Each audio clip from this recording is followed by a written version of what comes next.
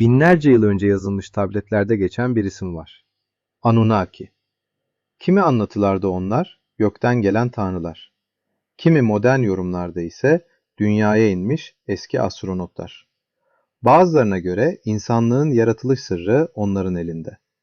Bazılarına göre ise bu antik mitlerin modern çağda bambaşka bir hikayeye dönüştürülmüş hali. Peki gerçek nerede başlıyor?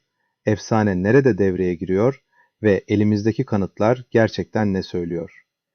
Bugün Kayıp Liste'de Sümer serimize başlamadan önce en önemli ayrımı yapıyoruz. Anunnaki dosyası. Efsane nerede başlıyor, kanıt nerede bitiyor? Kayıp Liste'ye hoş geldiniz. Bu bölüm yaklaşan Sümer tabletleri ve Enki'nin Kayıp Kitabı serimiz için bir giriş kapısı olacak. Çünkü Anunnaki konusu internette çoğu zaman tek bir cümleyle anlatılıyor. Onlar uzaydan geldi. Ama mesele bu kadar basit değil. Antik Mezopotamya metinlerinde gerçekten Anunnaki adı geçiyor. Sümer, Akkad, Babil ve Asur kültürlerinde tanrılar, göksel düzen, kader, krallık ve insanlık üzerine çok güçlü mitolojik anlatılar var. Fakat modern çağda bu metinlerin üzerine yeni yorumlar, yeni iddialar ve bazen de kanıt gibi sunulan spekülasyonlar eklendi. Bu yüzden bu videoda amacımız inanmak ya da reddetmek değil. Amacımız ayıklamak.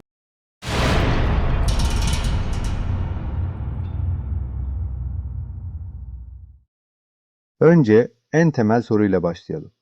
Anunnaki kimdir? Akademik kaynaklarda Anunnaki, Antik Mezopotamya panteonunda yer alan bir tanrılar grubu olarak tanımlanır. Yani bu kelime tek bir kişiyi değil, bir ilahi varlıklar sınıfını ifade eder. Ama burada önemli bir detay var. Anunnaki'nin kimlerden oluştuğu, kaç tanrıdan meydana geldiği ve görevlerinin tam olarak ne olduğu her metinde aynı değildir. Bazı anlatılarda gökle, bazı anlatılarda yeryüzüyle, bazı geleneklerde ise yeraltı dünyası ve kader yargısıyla ilişkilendirilirler. Yani daha en baştan karşımızda sabit, tek çizgili bir dosya yok. Karşımızda binlerce yıl boyunca değişmiş, farklı şehirlerde farklı anlamlar kazanmış mitolojik bir kavram var. Bu ayrım çok önemli. Çünkü modern anlatılar genellikle Anunnaki'yi tek ve net bir ırk gibi sunar. Oysa antik metinlerde gördüğümüz tablo çok daha karmaşıktır. Sümer metinleri bize sadece tanrı isimleri vermez. Aynı zamanda eski Mezopotamya insanının dünyayı nasıl anladığını gösterir. Gökyüzü, yeryüzü, sular, fırtına, krallık, bereket, ölüm, kader. Bunların hepsi tanrısal düzen içinde düşünülür. Mesela Sümer kral listesinde çok dikkat çekici bir ifade vardır. Krallık gökten indikten sonra. Bu cümle modern yorumlarda sık sık uzaydan iniş gibi okunur.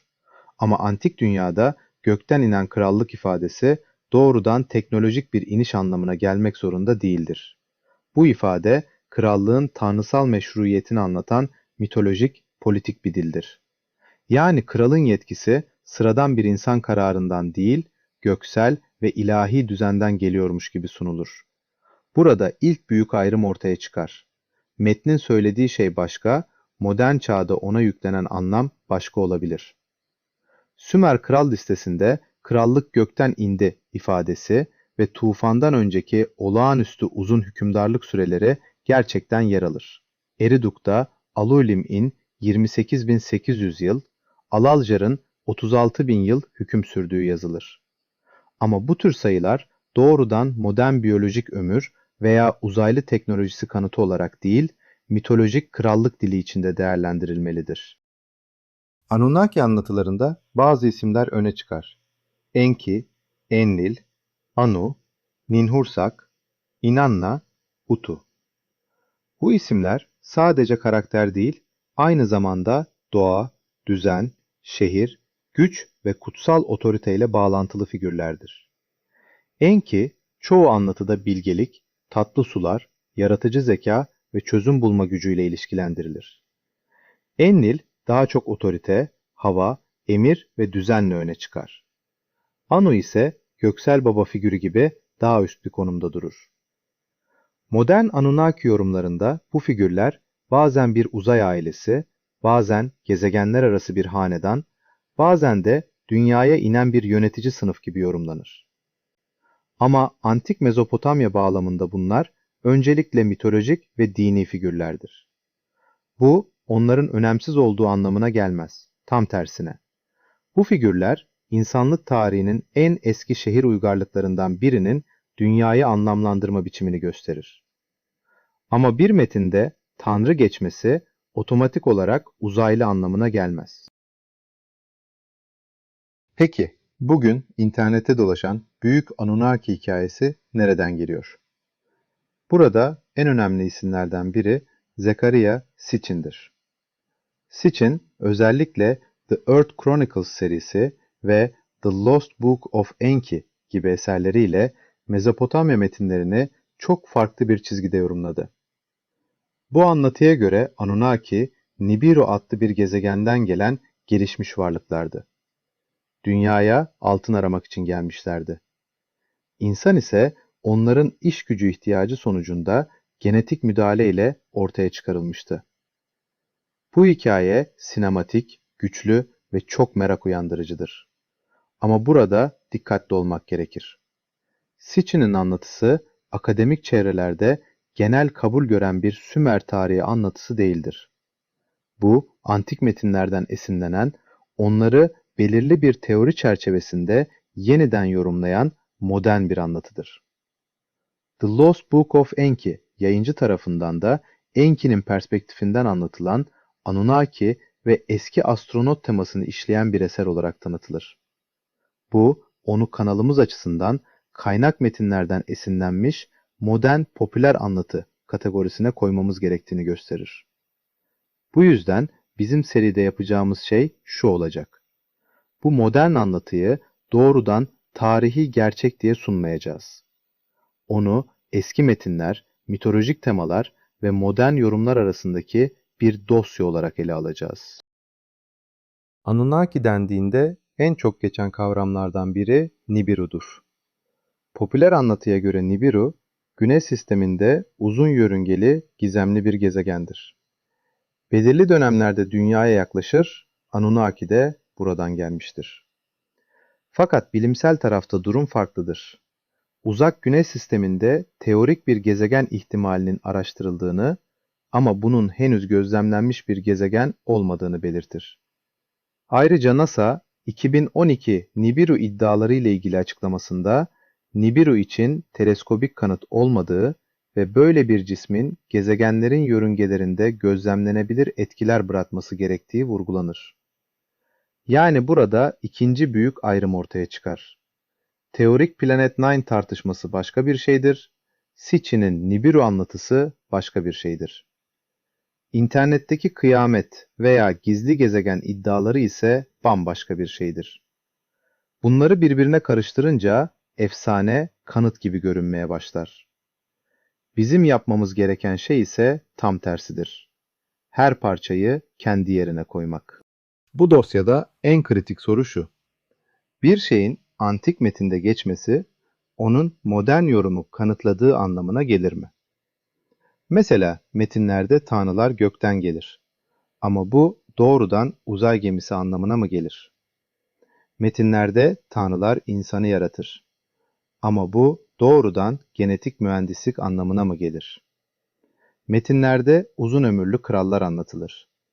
Ama bu biyolojik olarak on binlerce yıl yaşayan varlıkların tarihsel kaydı mı? Bunların hepsi yorumdur. Yorum yapılabilir, soru sorulabilir, bağlantılar kurulabilir. Ama yorum ile kanıt aynı şey değildir. Kanıt dediğimiz şey yazıt, tablet, arkeolojik bağlam, bir bilimsel okuma, tarihsel süreklilik ve bağımsız doğrulama ister. Yani bir iddia ne kadar büyükse onu taşıyacak kanıt da o kadar güçlü olmalıdır. Anunnaki vardı demek başka bir şeydir. Anunnaki Nibiru'dan gelen uzaylılardı ve insanı genetik olarak yarattılar demek bambaşka bir şeydir. İlk cümle antik metinlerde karşılığı olan bir mitolojik gerçekliktir. İkinci cümle ise modern bir teoridir. Peki Anunnaki anlatısı neden bu kadar güçlü? Çünkü insanlığın en eski sorularına dokunuyor. Biz nereden geldik? Medeniyet neden bir anda yükselmiş gibi görünüyor? Eski insanlar gökyüzünü neden bu kadar önemsemişti? Tanrılar gerçekten sadece sembol müydü? Yoksa antik çağ insanı anlayamadığı bir karşılaşmayı mit diliyle mi anlattı? Bu sorular izleyiciyi çeker. Çünkü Anunnaki hikayesi sadece bir eski çağ anlatısı değildir. Aynı zamanda modern insanın köken arayışıdır. Bilimin, mitolojinin ve gizemin kesiştiği yerde durur. Ama tam da bu yüzden dikkatli anlatılmalıdır. Çünkü en etkileyici hikayeler bazen en kolay kanıt gibi sunulan hikayelerdir. Kayıp listede bizim çizgimiz şu olacak: merakı öldürmeden abartıya teslim olmamak.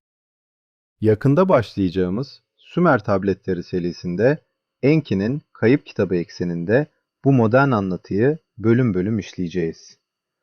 Alalu'yu, Anu'yu, Enki'yi, Enlil'i, Nibiru'yu, Lahmu'yu, dünyaya iniş anlatılarını ve insanlığın yaratılışı temasını masalsı, belgesel bir dille ele alacağız.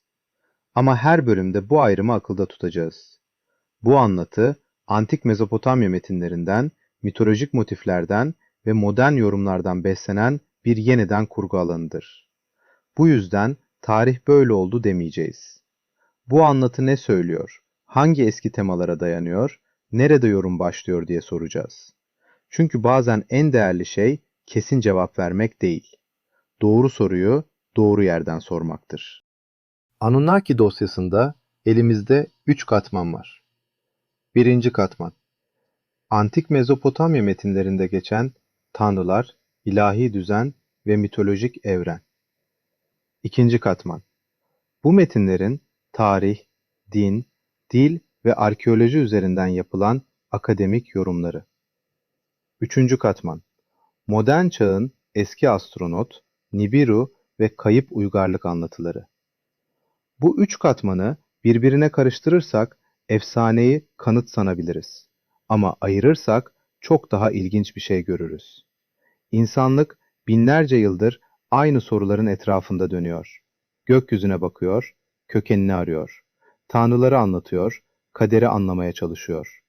Ve bazen geçmişin sessiz tabletlerinde kendi geleceğine dair işaretler arıyor. Peki sizce Anunnaki anlatısı daha çok neye benziyor? Unutulmuş bir tarih kırıntısına mı? Yanlış yorumlanmış bir mite mi? Yoksa insanlığın köken arayışının modern bir yansımasına mı? Yorumlarda buluşalım. Kayıp listeye abone olmayı, videoyu beğenmeyi ve bu serinin devamı için bildirimleri açmayı unutmayın. Sevgiyle kalın. Hoşça kalın.